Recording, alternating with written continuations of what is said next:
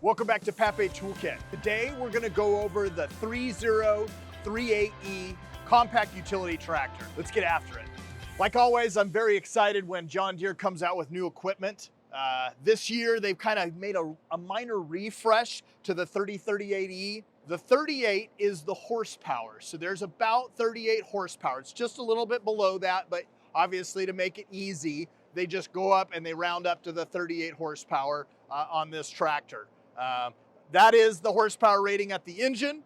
If I'm going to go ahead and use PTO implements, the PTO, obviously if it's going through that hydrostatic transmission, is going to take some of that power. So what that means is I'm not going to get all 38 horsepower to the back to that PTO. I'm going to get about 30 horsepower to the back of that tractor. Let's talk about some of the things that make this that E style of tractor. So E generally fits into the kind of the entry level or the economy level of our tractors. So what does that mean? That means that this is a more rudimentary tractor. It's doing things to kind of save the consumer some money. I've got that 300E loader. As you notice, this is a non-detachable loader. Now, don't get this confused with the bucket. The bucket does come off of this unit, but the loader itself does not come off of this tractor. So it is a fixed loader. Even when you get the mechanical self-leveling version of it, it's still a fixed loader. Up front, you've got a nice guard on the front of this, obviously to protect against things. This comes equipped when you actually put a loader on here. So if you were to order this tractor without a loader, you do not get this front grill guard. It does not have a mid-mount PTO. Mid-mount PTOs are for belly mount mowers, maybe front snow blowers, things like that. This tractor doesn't have that as an option. There isn't any way to get that from the factory. I've got twin touch pedals, again, automotive style. I do have power steering on this unit, which is great. I don't have a tilt steering wheel, but I will tell you that this is positioned very, very nicely.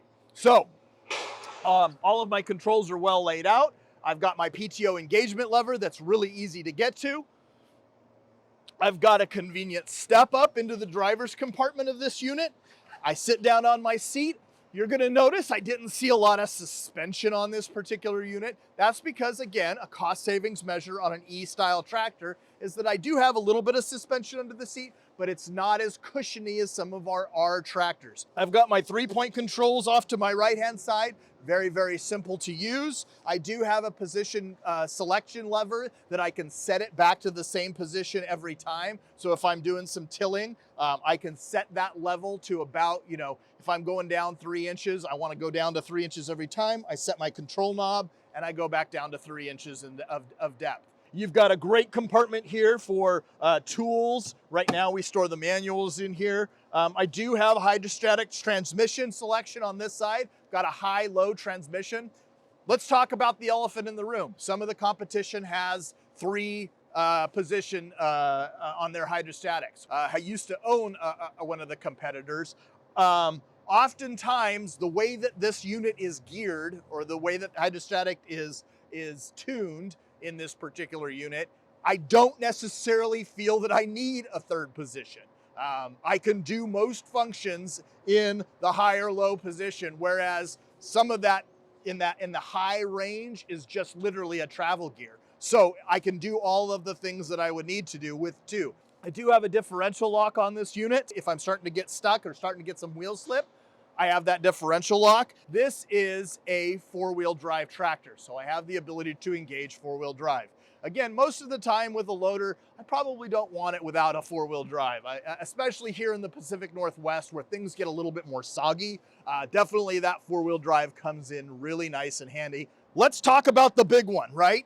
New for 2025, we have a brand new dash panel on this unit. So I will tell you, in the years past, they've kind of lagged behind on the technology side of things. Well, this year, you're going to get an upgraded dash panel. You're going to get more insightful telemetry that you can see on the dash. It just looks a little bit nicer all the way around, a little simpler in design and that kind of thing. Additionally, what you're going to get in this new revised dash is, and what you can't see, is you're going to have a Bluetooth device in here that is going to link to the Equipment Mobile app that John Deere has released. and that will give you an enhanced version of the dash. So I have the ability to get a little bit more telemetry out of that, which is kind of nice. It also is going to track my maintenance intervals.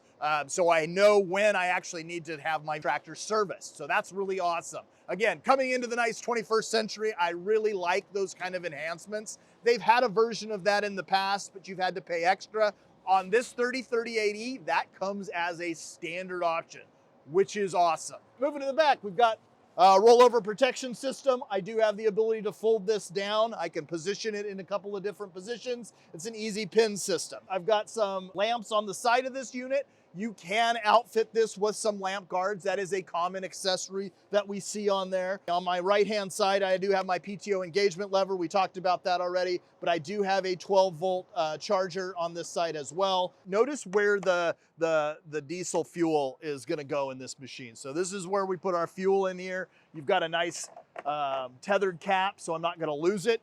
That's a big deal, especially for our commercial customers. You know, going to fuel up, oftentimes that cap gets left behind. So, tethered cap. I've got my fuel gauge that's located right next to it. I think they could have done a better job and moved that up to the dash, but at the end of the day, it's a cost-saving measure, so I understand it.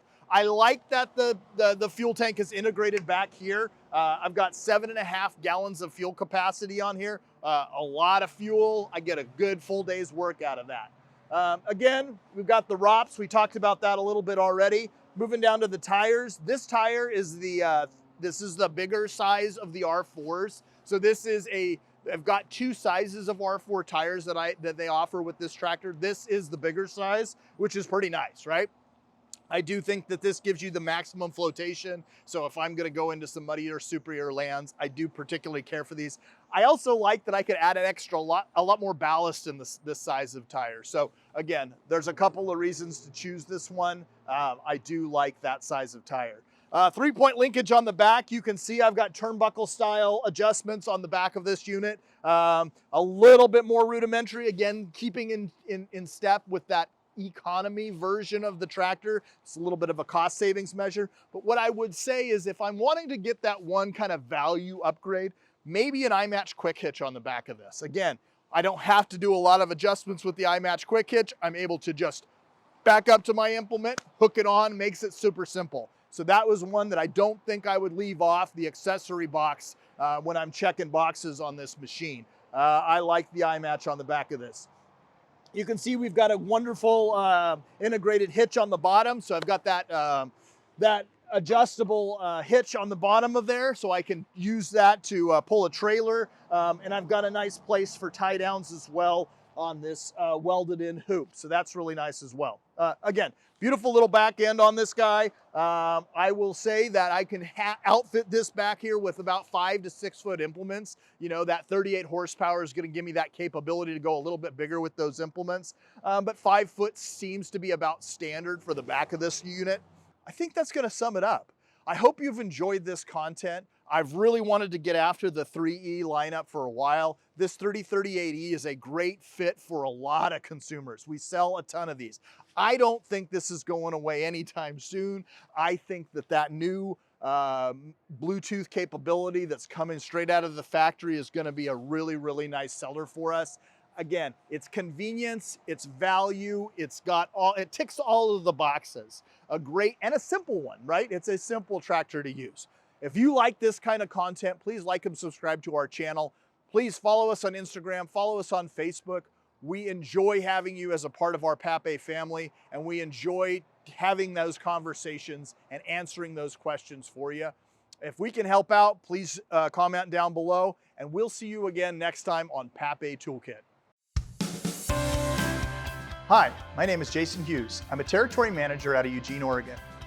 I'm also a large property owner and own a lot of the equipment that you see featured in these videos. I hope you find this content helpful. If you have any questions, please comment below.